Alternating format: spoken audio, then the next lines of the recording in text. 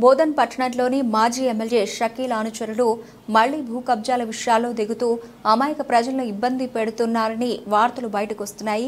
శరత్ రెడ్డి రాజకీయ భవిష్యత్తుపై బురద జల్లడానికి కొంతమంది రంగంలోకి వచ్చారు.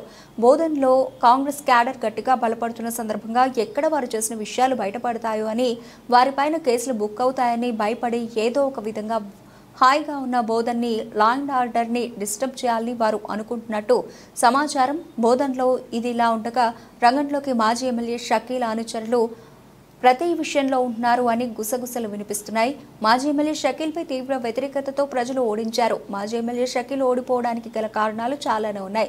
వాటిలో చెప్పుకోవడానికి ఒక ఛానల్ని తన పర్సనల్ ఛానల్గా వాడుకొని వారికి నెల నెలా ముడుపులు అందించి మొత్తం టీఆర్ఎస్ కథనాలు మాత్రమే రాయించుకున్నారు.